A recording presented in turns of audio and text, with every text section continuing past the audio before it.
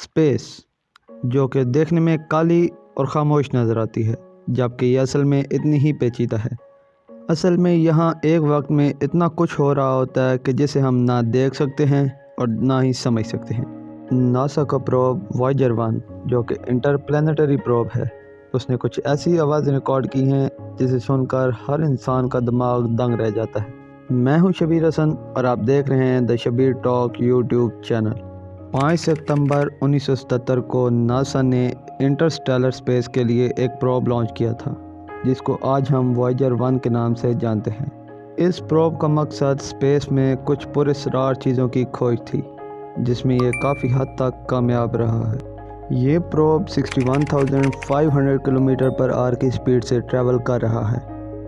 2012 में Interstellar space में पहुंचते ही वॉयेजर 1 ने नासा के बेस स्टेशन को एक ऐसा सिग्नल भेजा जिसने तमाम साइंटिस्ट के रोंगटे खड़े कर दिए। जब उस सिग्नल को डिकोड किया गया तो उसमें बहुत ही अजीब व गरीब आवाज़ थी, जो कि वॉयेजर 1 ने रिकॉर्ड की थी, और ये आवाज़ ज़मीन से तकरीबन 1400 करोड़ किलोमीटर दूर से रिकॉर्ड की गई थी। ये आवाज़ आखिरकार किस चीज़ की थी जिसने साइंटिस्ट के रोंगटे खड़े कर दिए थे, और यह आवाज़ ख़त्म होने का नाम ही नहीं ले रही थी। कम होना तो दूर की बात, इस आवाज़ की इंटेंसिटी भी कम ना हुई। देखते ही देखते एक साल गुजर गया, फिर दूसरा साल, और आखिरकार तीसरे साल के बाद इसकी इंटेंसिटी में कुछ थोड़ी सी चेंजेस आईं। ये आवाज़ वॉयेजर 1 की 44 साल हिस्ट्री में सबसे बड़ी रिकॉर्ड की जाने वाली आवाज़ बन गई। लेकिन इस आवाज़ के अलावा एक और ऐसी चीज़ थी जिसने साइंसदानों की नींदें उड़ा रखी थी।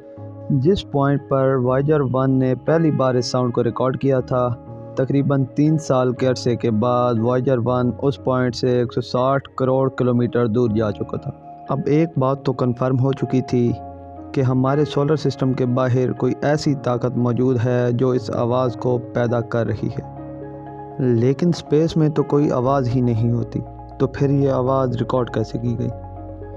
हाँ, ये बात सच है कि स्पेस में कोई आवाज़ नहीं होती, हत्ता कि स्पेस वॉक के दौरान एस्ट्रोनॉट के साथ कोई बड़ा धमाका ही क्यों ना हो जाए। वो धमाका देखेगा तो सही, लेकिन उसकी आवाज़ महसूस नहीं होगी।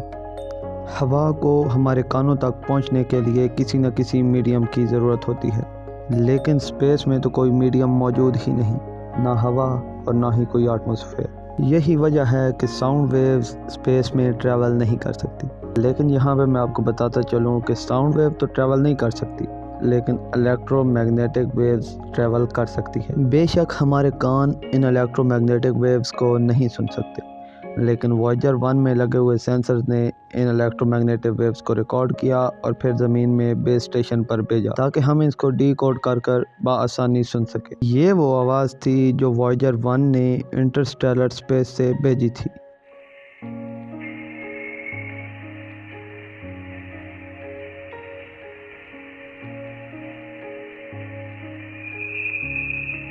कुछ साइंसदानों का मानना था कि ये आवाज़ प्लाज्मा वेव के ट्रांसफ़र से आई होगी, जबकि कुछ रिसर्चर का मानना ये था कि डीप स्पेस में कोई न कोई ऐसी ताकत मौजूद है जिसकी एनर्जी से ये आवाज़ पैदा होती है। इन ताकतों के बारे में रिसर्च करने के लिए हम इंसानों के पास अभी तक कोई काबिलियत मौजूद नहीं है। वॉयेजर 1 अपने एंटीना से ये वॉइस रिकॉर्ड करता है और डायरेक्ट ज़मीन पर भेजता है। बेशक ये sound waves light of speed के साथ ज़मीन की तरफ ट्रैवल करती हैं, लेकिन फिर भी नासा के ग्राउंड स्टेशन के एंटीनाज तक पहुंचने के लिए इसे तकरीबन 21 घंटे लगते हैं। 2007 में भी ऐसे कई वाक़यात हो चुके हैं जिनमें रिसर्चर्स को कुछ ऐसे सिग्नल मिले जो यकीनन तौर पर नॉर्मल नहीं थे। कुछ ऐसी आवाज़ें आने लगीं जो तकरीबन 1 सेकंड के अंदर अंदर ख़त्म हो जाती। ऐसा महसूस होता कि कोई एलियन वारशिप वॉयेजर 1 पर लेज़र बीम के ज़रिए हमला कर रही है। रिकॉर्ड होने वाली वो आवाज़ें जिनको FRBs यानी कि फास्ट रेडियोस बर्स्ट कहा जाता है, वो कुछ ऐसी थी।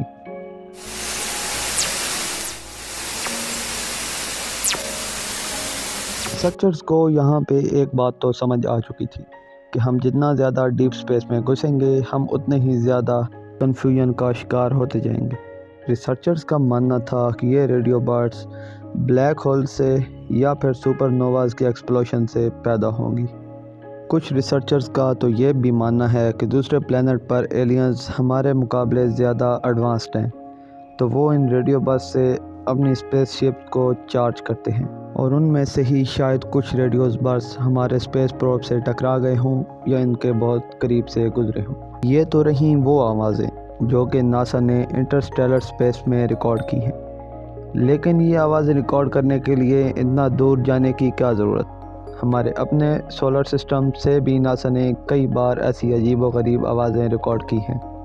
وائجر 2 جسے ناسا نے اپنے ہی سولر سسٹم کے پلینٹس کی ریسرچ پر بھیجا تھا، اس نے کچھ ایسی عجیب و غریب آوازیں ریکارڈ کی ہیں جو کہ ناسا کے سائنٹسٹ کے لیے درد سر بن چکی ہیں۔ یہ ہے جوپیٹر کا چاند جسے گینی میڈ کہا جاتا ہے، اور یہ ہے اس کی آواز جو آپ کے بالکل رونگٹے کھڑے کر دینے والی ہے۔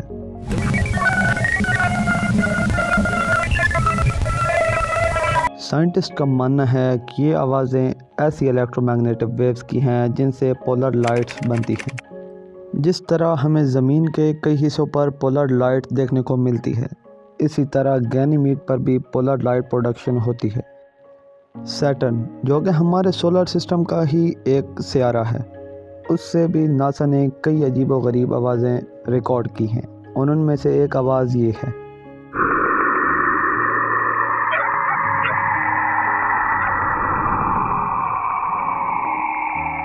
ناسا کا ماننا ہے کہ یہ آواز کیسینی ایئر کرافٹ نے سیٹرن سے نکلنے والی پولر لائٹ کو ریکارڈ کر بھیجی ہے۔